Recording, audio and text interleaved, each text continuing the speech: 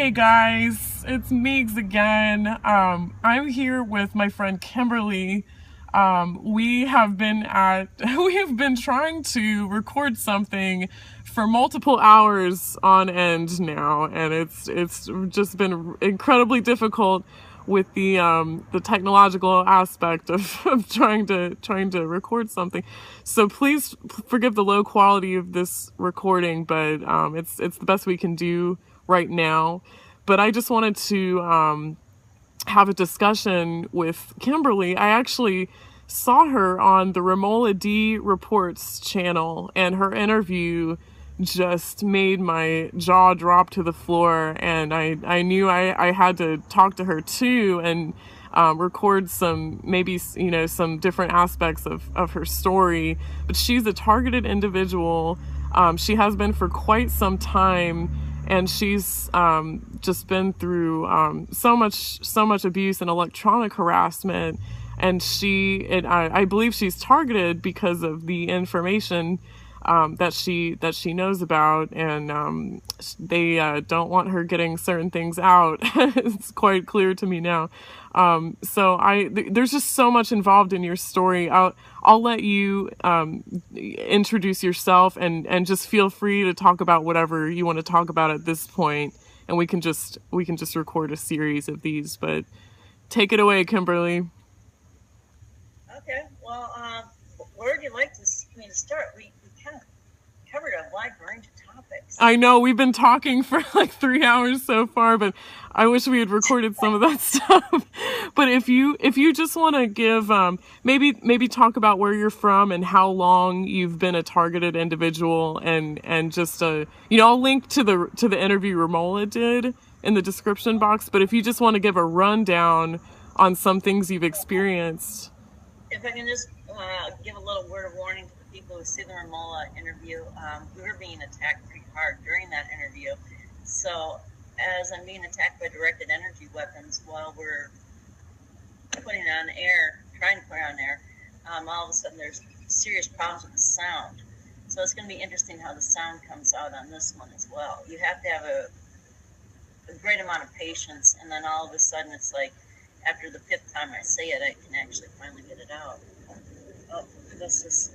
Right, the audio was almost unlistenable, but at the same time, if you put headphones in, like I put headphones in, I could hear most of what you guys were saying. But to anyone who's watching this, if you look at the Romola interview that she did with Kimberly, please try to listen, even though it's tough audio to listen to, because that interview was just astounding.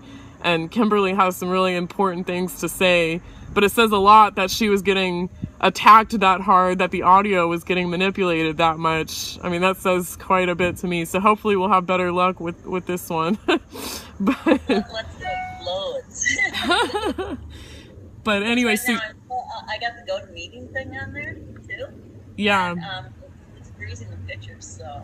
Yeah, you were having visual and audio glitches with the Romola interview, so. That was the longest interview she ever had to try to upload. So at the end, I'm seeing this weird stuff happening. It's like, what am I doing? A reptilian shapeshift or something? Right, it looked like all pixelated. Your face was glitching out. They probably do that on purpose, to make you look crazy. But so you. I can see you just fine now. Yeah, you're not glitching at all.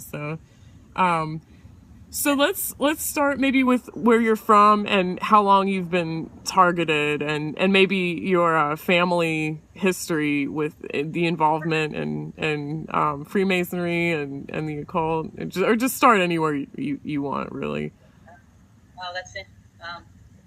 Well, actually, I believe I'm a multi-generational TI. My grandfather was part of the Counterintelligence Corps, which is a small intelligence service through the Army. And he was General Omar Bradley's bodyguard. And he kind of wanted a little more action in the war, and so Omar Bradley said, well, we'll put you in the front lines. He said, whoa, a little too much action. Well, it turned out he was, since he could speak German and everything, They dropped him behind enemy lines, and he'd radio back the areas that were appropriate to bomb or anything that they felt that was military significance. And he was an interrogator. He'd find out the local officials, and he would try to extract information from them. Give you an idea of the caliber of individual that was part of the CIC. Supposedly Henry Kissinger was CIC. So I think that says a lot in itself. Whether my grandfather personally knew him or not, I don't know. But it was a relatively small regiment. And he did stay there a period after the war. And he ended up moving to this country some very prime locations for what's going on. It seems like Michigan is a prime location. He ended up being stationed in Detroit afterward, and later on the Twin Cities. I'm not really thinking much of it most of my life. I'm just thinking, I'm having a lot of bad luck because everything seems to go wrong with my life. And all of a sudden I start finding out some of this technology, and then everything makes perfect sense. And on my deathbed of my mother, she's explained to me that she was sexually molested as a child. So that could be part of what was the MK Ultra program. But she did have, shall we say, some various bizarre gifts. One of the things that she would do is she was really into these Ouija boards as a kid. They thought it was a fun game. And she could make it work all by herself with her hand anywhere from 3 to 6 feet away from the thing. And wow. So that makes you a little apprehensive, especially if you think that stuff is like multi-generational. It makes you a little nervous. She claimed, anyway, I don't know how you verify this, but a priest scared the heck out of her, saying that this is a direct conduit with the devil and all this stuff. And so she immediately dropped it when she was going to St. Pius, which is when she stopped going to Catholic school. And that would be the 7th or 8th grade. So she stopped that in the 7th and 8th grade, and she was talking about some of the things that are predicted. And she said it predicted the very day I would be born. The very day. The very day that you would be born. Yeah, wow. So she stopped using it like 5 years before. That makes me a little nervous. Wow. So there were dark and sinister on the other side. Already knew I was coming, and I was born supposedly almost a month early to get that date. Wow. That's very interesting. And you, do you know for a fact your other family members were involved in the occult or Freemasonry? Well, what I do know is Omar Bradley was considered a high-level Freemason. And he's related to you? They keep, Freemasons usually keep their own around their own organization. But intelligence service people keep things pretty quiet, and there are some questionable things that my grandfather was involved with, which makes me think he may have been involved with it. Right. But what you can find is the counterintelligence agencies did have something to do with paperclip and bringing those scientists over. Right. Now, what he explained to me, as far as the scientist thing goes, is we needed those scientists because, we have to worry about the commies now. Kill a commie mommy type thing that was going on instead. And because you always need a new enemy to scare everybody to death, to get the military-industrial complex all their money. And so he was kind of one of those, of the era that he was at, you had to worry about the communists. So whatever the government asked you to do, you did it, because it was for the sake of the nation. He was pretty much a brainwashed individual. But as I was telling you earlier, if you look at the history of my family and their behavior, their bizarre behavior could qualify as MK Ultra.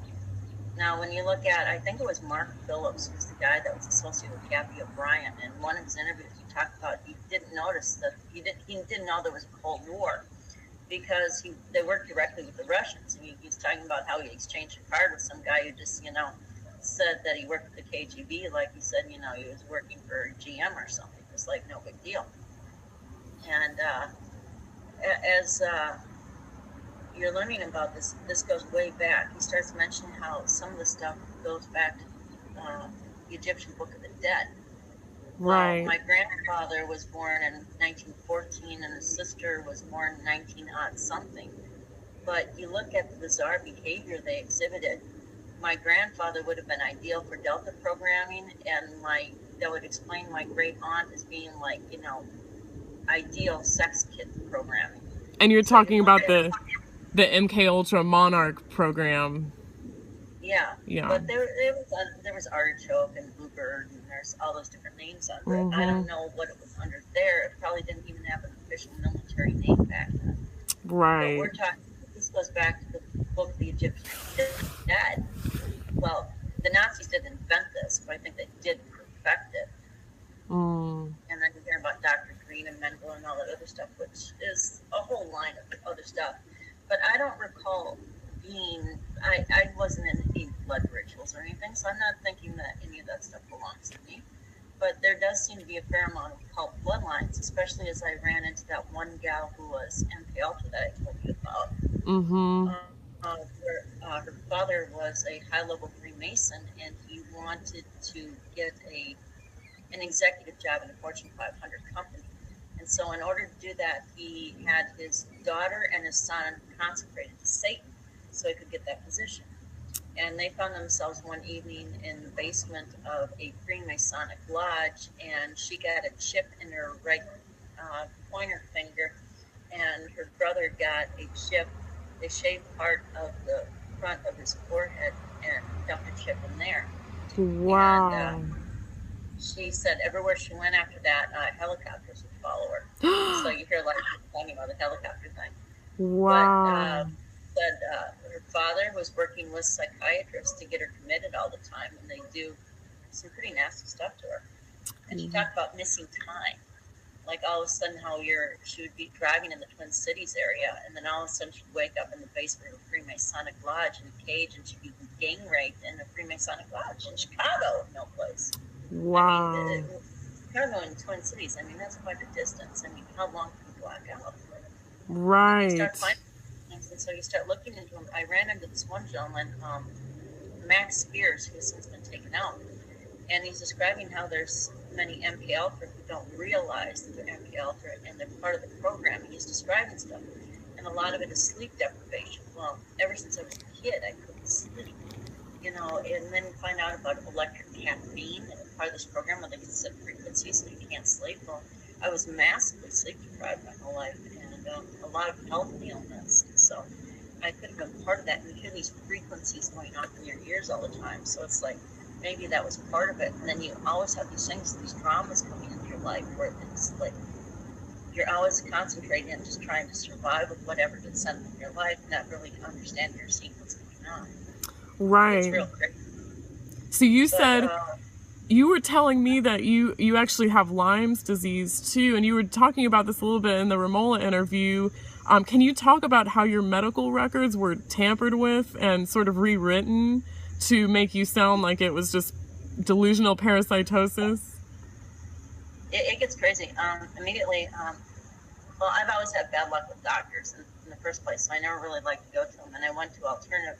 This one alternative doctor diagnosed me with fibromyalgia and Lyme. And later on, when I ended up in the hospital after I almost died, they said, no, you don't have Lyme. They did one test, but these tests are deliberately inaccurate. And if you look into the former health minister of Finland, Dr. Kilda, I believe her name Ani is, Kilda, she yeah. got one of these. Yeah, she got one of these documents of how you're supposed to discredit certain people that are in these programs. And one of it is manipulating their medical records and their medical tests to make them sound like they're crazy. And that's the purpose of it. Well, they said first when I went into the hospital, they said, well, you tested positive for marijuana. So then they wanted to make it sound everything that's happening to you is due to your drug use. But I'm around people all the time that knows that I've always stayed away from drugs. So in always staying away from drugs and having witnesses of people that knowing not only do you have no access to it, and you can't do it, and plus I couldn't breathe if I wanted to. I can barely walk from one room to the next. I'm not going to do smoking stuff. And so they can verify that, no, that's a lie. That wasn't in there. That was the first thing that they were trying to use. They were trying to say that, she's crazy due to her substance abuse. All her psychosis is due to her substance abuse. Well, I don't have any substance abuse. And you never did, right? That was a total fabrication. Complete. Wow. But then they go in and say, well, no, now she's delusional because she thinks she has Lyme. Even though I've been diagnosed for Lyme, like, well, who diagnosed you with Lyme? Well, that's not a real MD, so that doesn't count. So when I left the hospital, I actually got tested. I believe the test is here.